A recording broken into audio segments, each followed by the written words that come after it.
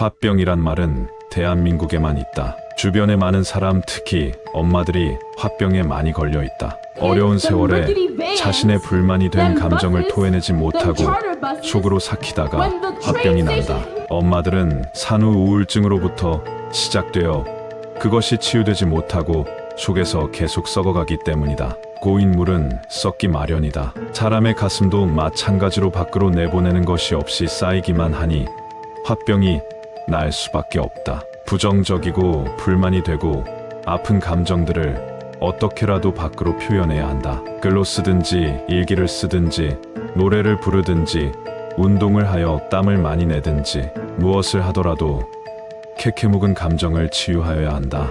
그래야 나도 살고 가정도 지키고 자녀에게도 부모에게도 사랑을 줄 수 있다. 감정 치유에 좋은 것은 감정을 다룬 심리 방면의 책들이다. 자신의 감정과 다른 사람의 심리와 감정을 안다면 화병에서 벗어날 수 있다. 고등학교 졸업 후부터 인생의 방황은 계속되었다. 40대까지 꿈을 가지고 살지 못했다. 꿈을 꾸어도 늘 어떤 시험을 치면 답을 못 찾아 쩔쩔맸고 어떤 일을 하면 늘 마무리를 못 지었고 마땅한 어떤 목표가 없어서 항상 방향을 잃었다. 제대로 살고 싶으나 제대로 사는 방법을 알지 못하니 자꾸 속에서는 자신에 대한 화가 났다. 그러다가 도전한 것이 책을 읽고 책을 쓰기 시작한 것이다. 처음 책을 읽을 때 그동안 못 읽었던 책을 다 읽으려고 미친 듯이 책을 읽었다. 난독증이 있었는지 책 읽기가 그리 힘든 것을 처음 알았다. 나에게 보이는 책을 읽으려고 애를 썼고 책을 억지로 꾸역꾸역 읽어갔다. 독서가 힘들고 어렵고 포기하고 싶었다. 그러나 독서하지 않으면 정말 삶을 바꿀 수 있는 유일한 방법을 포기하는 것 같아서 포기할 수 없었다. 다양한 분야의 책을 잡히는 대로 만나는 대로 읽기 시작했다. 겨우 독서의 임계점을 넘어가니 책 읽기가 쉬워졌다. 화병은 열린 마음으로 세상을 바라보지 못하고 편협한 생각에 사로잡혀 일어난다. 무엇이라도 나누어 주고 싶으나 나누어 줄 수 없는 것이라고 여기기 때문에 자신이 무능하다고 생각하면서 화병이 생긴다. 그러나 우리는 돈 외에도 수많은 것을 다른 사람에게 나눠줄 수 있다. 자신의 감정을 아프지 않게 잘 관리하고 다스려서 다른 사람들에게 좋은 기분을 가지도록 해줄 수 있다. 독서가 우리의 마음을 넓게 하고 생각을 확장해준다. 다른 사람의 삶을 간접으로 경험하면서 나보다 더 어려운 환경에 처하여 이겨낸 성공자의 이야기는 가슴을 뜨겁게 만들어준다.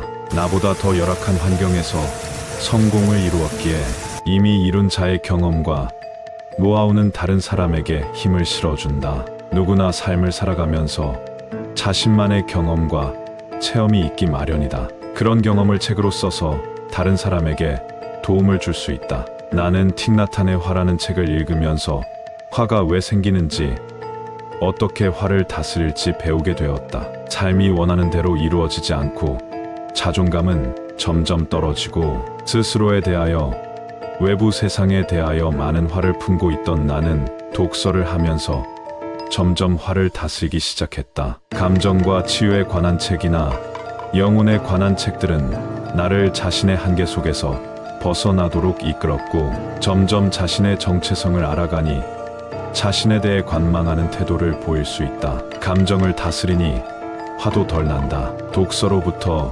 선순환의 삶이 이루어진다. 갑자기 많은 인풋으로 머리는 부하가 걸릴 때도 있었다. 정보에 대한 혼란이 더 혼란을 키웠다. 삶을 변화시킬 준비가 안 되니 자기 삶에 대하여 불만족해하고 있었고 삶을 포기할지 하는 생각도 많이 했었다.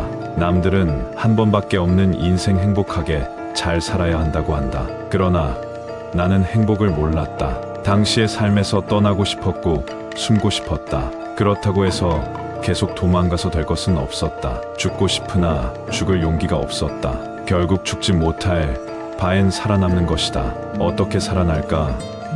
내면 깊은 곳에서 행복하기를 갈구했기에 행복하다고 외쳐라를 필사하면서 행복이 무엇인지 알아가게 되었다. 필사의 효과에 꽂혀서 많은 책을 필사하면서 내 글도 쓰고 싶었다. 인생 첫 책을 쓰면서 점점 자신의 그 당시 안 좋았던 감정들을 드러내고 풀어내기 시작하였다. 첫 책은 참으로 나의 감정을 많이 어루만져 줬다. 첫 책의 출간은 나에게 꿈과 목표를 주었고 자신도 몰랐던 책 쓰기에 소질이 있었음을 알게 되었고 앞으로 인생을 살아감에 있어서 계속 자신의 삶을 기록하고 싶었다. 작가가 되고 나서 나는 제대로 꿈을 꾸면서 이루어가는 방법을 알아갔다. 책 한 권에 나의 감정을 다 담아내기는 부족하다. 그러나 책을 씀으로 인하여 나는 세상을 나의 눈으로 아니라 작가의 눈으로 세상을 바라보기 시작했다. 무엇이든지 기록하고자 하니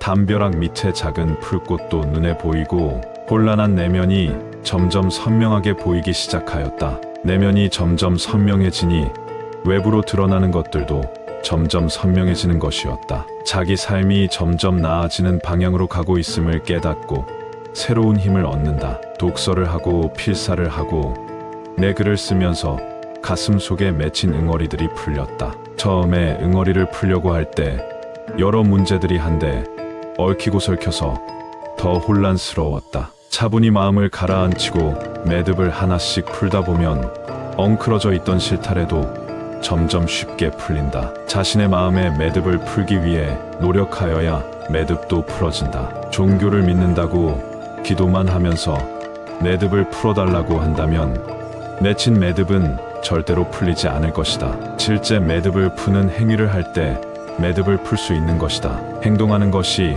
화를 덜 나게 할 수 있다.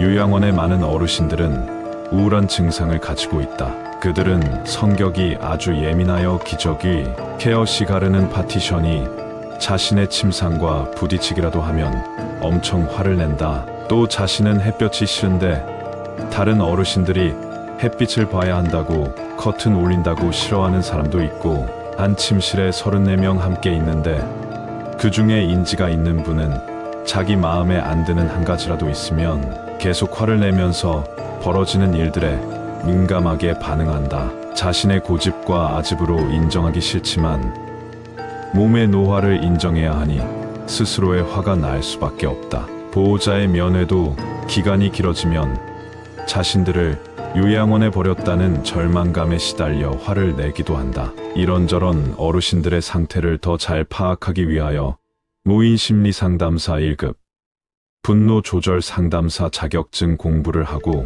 자격증을 땄기에 어르신들의 화나는 마음도 이해할 수 있다. 우리 요양보호사가 먼저 자신의 감정을 다스려서 일을 함에 있어서 화가 생기지 않도록 해야 한다. 화병을 제거하는 방법으로 먼저 자신을 더 높은 단계로 끌어올려 자기질을 높여야 한다. 어르신들을 먼저 이해하고 돌보기 위해 지금도 나는 인터넷에 수많은 노인을 위한 강의가 있는 것을 알고 한 달에 하나씩 자격증 공부를 한다. 아는 것이 힘이 되고 도전하는 것이 우리에게 긍정적인 마음을 가져다 준다. 항상 배우겠다는 마음의 자세를 가지고 어르신들에게 더 편안한 돌봄을 드리기 위해 시작하는 공부는 나의 가슴을 더 뜨겁게 그들을 사랑할 수 있도록 사랑의 마음으로 채워나간다. 끊임없이 자신을 성장하도록 끌어올리고 노력하는 마음가짐을 통하여 나의 내면은